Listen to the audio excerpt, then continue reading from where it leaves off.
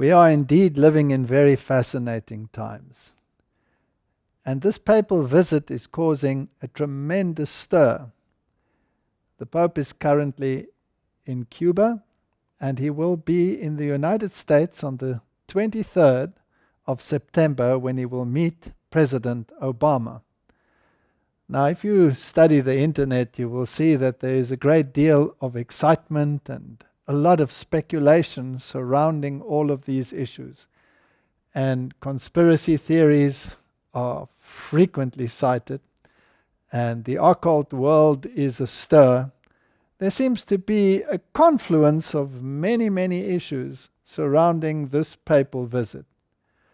Now, as a people, we are concerned with prophecy and not with all of these events, whether they be Kabbalistic or otherwise. Prophecy is which guides our feet.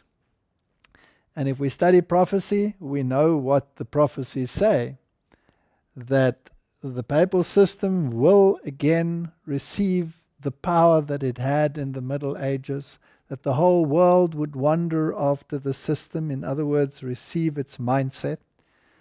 And if we hear the voices that are speaking currently, then this becomes very, very apparent. Ban Ki-moon just recently praised the Pope as the moral bastion of the world. And it is interesting that the Pope will be speaking at the United Nations on the 25th of September. And let's have a look at what the outside world is saying. What are the theories that are abounding? There's, of course, much ado about the 22nd and the 23rd being Yom Kippur, depending on which time zone you are in this world. And, of course, this is the beginning of this Jewish calendar, the month of Tishri, the 10th day. And there are many, many theories around Shmitas and around Jubilees that are circulating at this very moment. The occult world, fascinatingly enough, also calculates the 23rd and the 24th as to be very, very essential in their occult calendar. It's interesting that this Pope is the 266th Pope, and he'll be visiting Obama on the 266th day of the year, and then some people speculate that it takes 266 days from conception to birth, and what is it that they are expecting to be birthed? And the Foreign Minister of France on May the 14th, 2014, announced that we're on the edge of a climactic abyss and that there were only 500 days left to avoid climate chaos. Interesting statements. He made that statement 3 times, once in the presence of John Kerry, and he made the same statement before the French Parliament on the same day. Fascinating. So how is it possible that there can be such an exact number of days to avoid climate chaos? What was he referring to? And why does it exactly coincide with the time when the Pope will be in Washington? Now, all of these issues, as I say, are Kabbalistic speculations. And if the dates fall into place so nicely, well, then that is a bonus. But we are not interested actually in all these events and all these speculations. Prophecy is what guides our feet. The word is a lamp unto our feet and a light unto our path. And the word tells us what the events will be.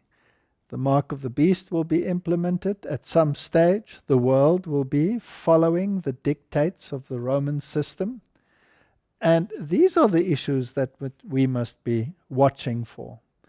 Now, it's interesting that while the Pope was in Cuba, he met Fidel Castro, and the Castros, of course, are reigning. Both of them baptized Catholics, trained and raised by Jesuits in Jesuit schools. And they have always been close to the papacy. If there was a great papal event, they were represented. So this game about being anti-Catholic or being against Catholicism and religion, was never reflected in the past owing to their papal visits. The message that Pope Francis had for Cuba was one of reconciliation, bringing ideologies together, having created the gateway for peace between Cuba and the United States. This was a time to celebrate the unity, the confluence of the Hegelian dialectic, the fusion of minds. Now, it's also interesting that in the occult world, September the 23rd, September the 24th is considered the time when Osiris will be manifested. And if we look at those issues, we can come to some interesting conclusions. He will be meeting Obama in the White House on the 23rd of September. And as we have studied, the White House gets its name from Andrew White, the Jesuit who dedicated Maryland to the Immaculate Conception. And that is why the Immaculate Conception is on the agenda of the papal visit. He will be visiting the shrines of the Immaculate Conception, and he will be holding special meetings in these places. Whatever is said or not said in the White House is irrelevant. The date is interesting, the 23rd, which still covers Yom Kippur. The following day, he will be addressing Congress, the first pope in human history to address both houses in Congress. Now, the Capitol is actually a temple. And if we consider that the Pope considers himself to be divine, as a reincarnation, as it were, of the deity, Osiris, then Osiris will actually be manifesting himself in the form of the Pope in that temple. What he will say, no one knows. It's open to speculation. One thing is for sure, though. When Ratzinger visited the German parliament, he stated that the fact that he was speaking there was an acknowledgement of his moral authority. Now, it's interesting that Ban Ki-moon made so many statements about the moral stature of the Pope. Will he be addressing them in terms of climate change or other issues? Many people are speculating about Sunday legislation. I don't think those will be the issues. Just the mere acknowledgement of his moral authority in addressing this illustrious body is sufficient signal to the world. The world will take note. Obama has already opined that the encyclical that the Pope had released on climate change was to be a guideline for future action. That is why the next visit at the United Nations is equally important, having produced the encyclical, which, by the way, does state that Sunday is to be pivotal in this climate issue, as well as the Eucharist. How exactly that theologically combines with climate change is still a mystery. Nevertheless, he put them together. He probably will be addressing climate change at the United Nations, but climate change is just a means of creating something greater, a new world order where all people come together with one mindset. It's interesting that The Economist, the magazine that, is produced by the illustrious economists of the world in 2015, January 2015, showed all the world leaders arrayed behind Obama with the Pied Piper moving in the front. And that, of course, is the way in which people are led in a particular direction. Is that what the French minister alluded to? This great visit of the Pope?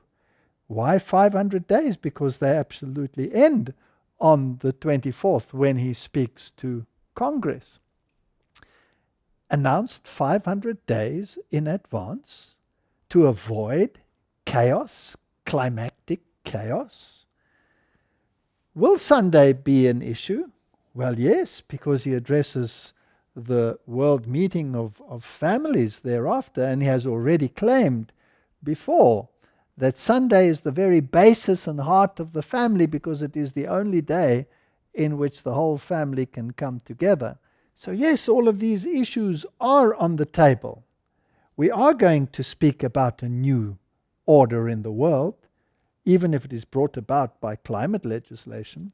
We are going to speak on this tour about Sunday, because he has already stated that Sunday is the heart of the family, and he's addressing this illustrious meeting in Philadelphia, which of course means brotherly love.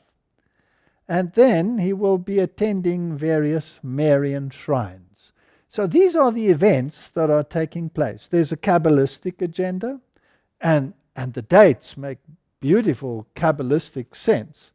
But that is not what we are focusing on. What is the greater issue? Is the world going to come together in some form of consensus? Even if it is climate change that they use to introduce this. And are they going to introduce legislation to bring about a basis for a new dispensation in terms of the economic world, which then would include Sunday legislation? Only time will tell. Prophecy has predicted these events, and we are living in the time when we can actually witness them happening before our very eyes. These are interesting times. We need to watch the events. We need to be watchmen on the walls of Zion. We need to study prophecy. We need to sweep away the hype and the occult agendas and look at the heart of the prophetic culmination, when the man of sin will enthrone himself, take the place of God, and introduce laws and legislations which are contrary to the law of God. The nations will fall in line and do this work for him. May God give us wisdom as we study the events of our time.